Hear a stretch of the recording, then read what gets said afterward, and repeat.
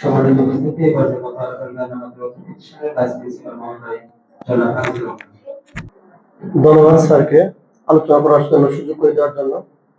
আজকে park public school কর্তৃক আয়োজিত উপস্থিত আছেন সম্মানিত চেয়ারম্যান মহোদয়, উপস্থিত আছেন সম্মানিত পরিচালক মহোদয়, প্রধান শিক্ষক, সহকারী প্রধান শিক্ষক, সকল অভিভাবকবৃন্দ, সকলকে জানাই আসসালামু আলাইকুম। অনেক সুন্দর আলোচনা করলেন আমাদের সহকারী প্রধান শিক্ষক।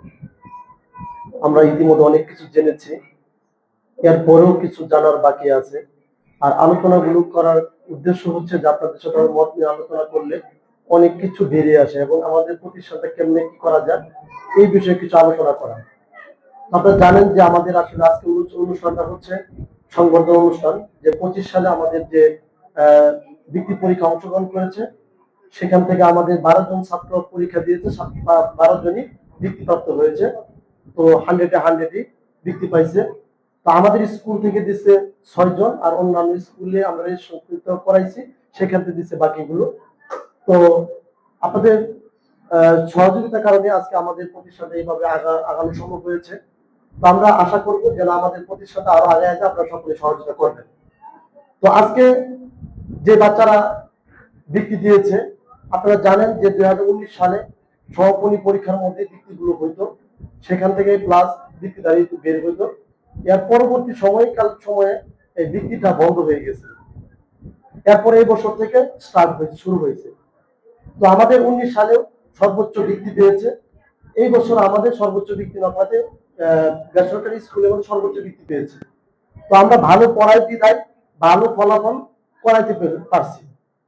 এখন প্রশ্ন হচ্ছে যে আমরা যে এই আলোচনাগুলো করার জন্য আপনাদেরকে অনেকে আমাদের টিচাররা ফোন দিয়েছে। প্রত্যেক টিচারে আপনাদের অভিভাবকদেরকে ফোন দেওয়া হয়েছে। আমাদের ফাইভের ছাত্র সংখ্যা হচ্ছে 50-এর উপরে। এখানে 50-এর উপরে আমার মনে হয় ফাইভের গার্ডিয়ানই বেশি, যেহেতু ছোট ক্লাসের গার্ডিয়ানরা বেশি আসে। আর ছোট বাচ্চারা তাদের হচ্ছে প্যাকের মতো, তাদেরকে যেদিকে নিবে সেদিকে যাবে। বড় বাচ্চারা যদি একটা কথা বলেন শুনে, আর মানে একটা কথা বললে 5টা কথা তাদের পিছনে ব্যয় করতে হয়, তারপর শোনানো সম্ভব না। অনেক গার্ডিয়ান আমাদেরকে ফোন দেয় যে স্যার আমরা পারি না। এখন পারেন না এই কথাটা আমাদেরকে বললে হবে না। আমাদের বিদ্যালয়টা হচ্ছে অনাবাসিক, আবাসিক নয়। যদি আবাসিক হইতো তাহলে আমাদের এখানে থাকতো, খাইতো, ঘুমাইতো, কখন পড়ার সময় পড়াইতাম, তারপরে খাওয়ার সময় খাওয়াইতাম, সবকিছু আমরা দেখভাল করতাম, তাই না? কিন্তু যেহেতু প্রতিষ্ঠান অনাবাসিক, আমাদের ওইখানে আসে 11:30টার সময়, আবার চলে যায় 6:30টার সময়। এর মধ্যে 4টার সময় আমরা ছুটি দেই, কোচিং ক্লাস চলে 6:30 পর্যন্ত।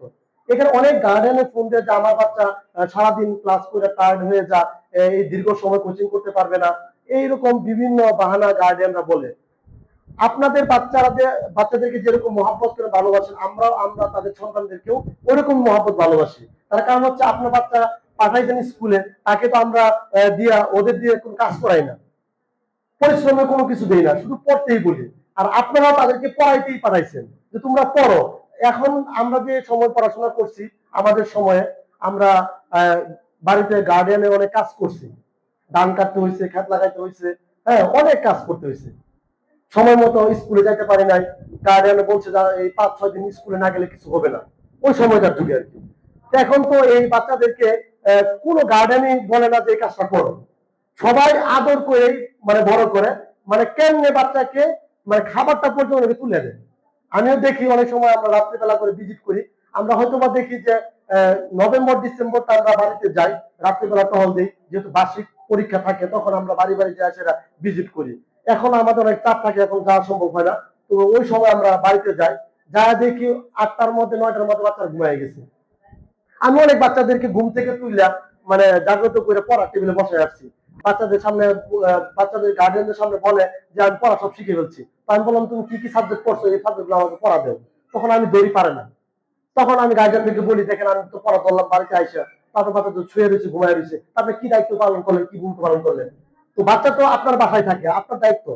আমার দায়িত্ব হচ্ছে স্কুলে পড়া দিলাম, পড়া শিখা দিলে আমরা দৌড়বো, এটুকু তো আমাদের কাজ।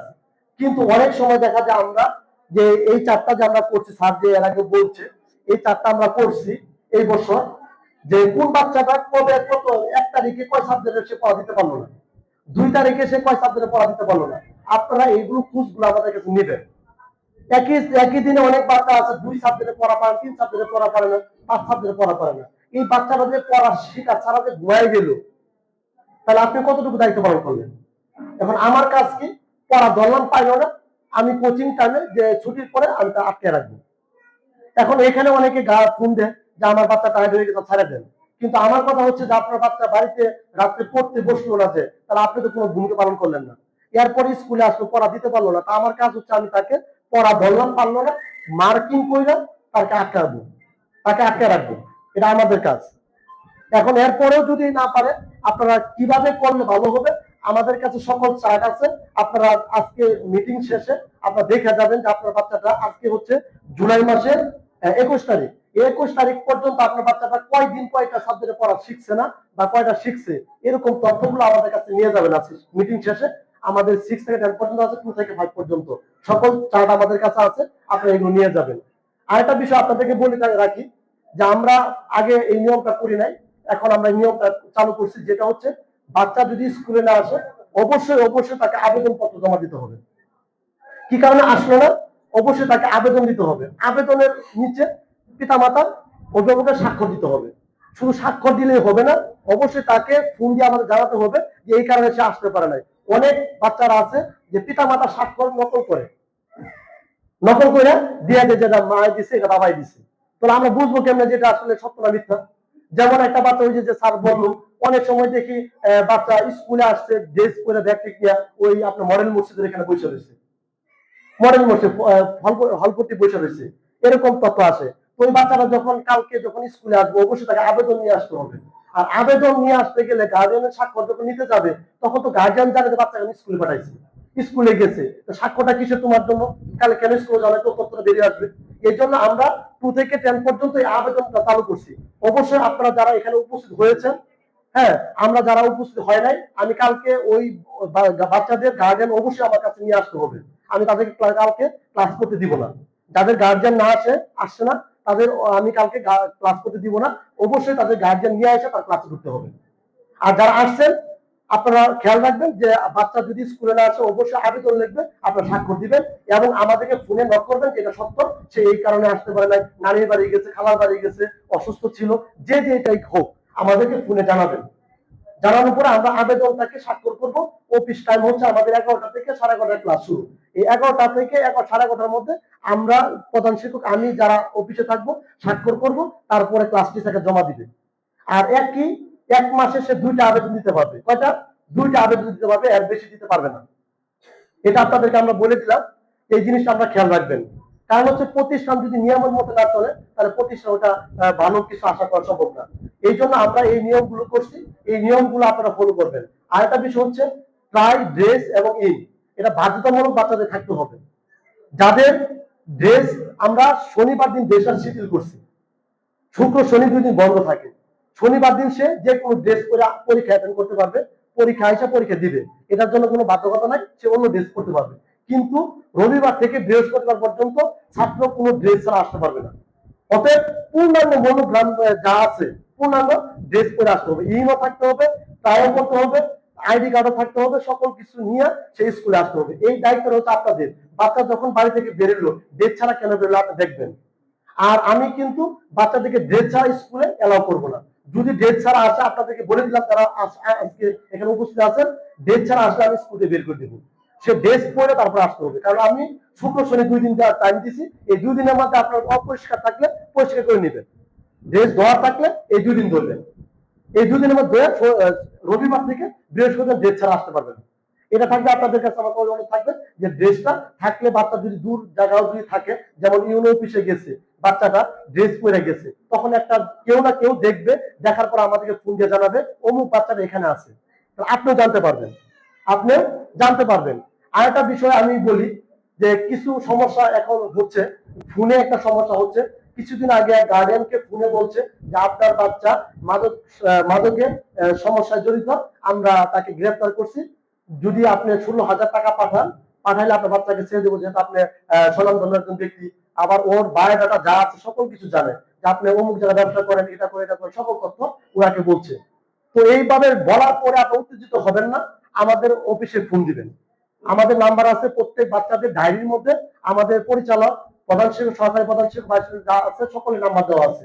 আপনারা ওইখান থেকে ফোন দিবেন, মাথা গরম করা যাবে না। যদি কোনো তথ্য আসে আপনাদের কাছে, ফোন দিয়ে আমার জানবেন যে আমার বাচ্চার স্কুলে আছে কিনা।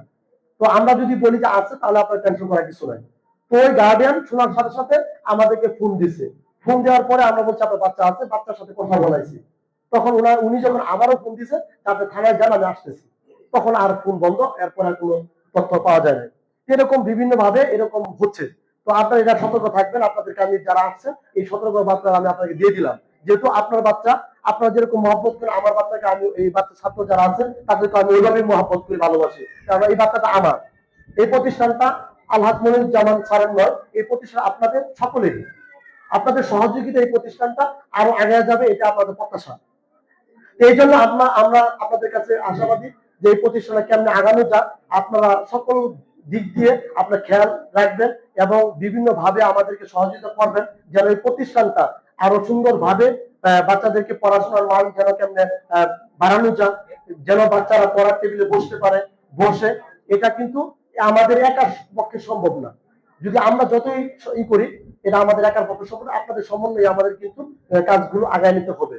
এই জন্য আমরা আপনাদের কাছে সহযোগিতা চাই, যেন আমাদের প্রতিষ্ঠানটা নকার মধ্যে একটা স্বনামধন্য প্রতিষ্ঠান হিসেবে সবসময় থাকে, এবং আপনার বাচ্চারা কি একটা প্রতিষ্ঠানে পড়ে এটাও যেন আপনাদের একটা গৌরবের বিষয় যে পারফেক্ট পাবলিক স্কুলে পড়ে। আপনাদের এই প্রতিষ্ঠানটা কিরকম আপনার বাচ্চারা পড়তেছে এটাও যেন আপনাদের দেখার বিষয়। এই জন্য আমি আপনাদেরকে সকলকে যে দিক নির্দেশনাগুলো বললাম, এগুলো যেন আমরা সকলে মনে করি। এই বলে আমার কথা শেষ করে সকল ধন্যবাদ। আসসালামু আলাইকুম।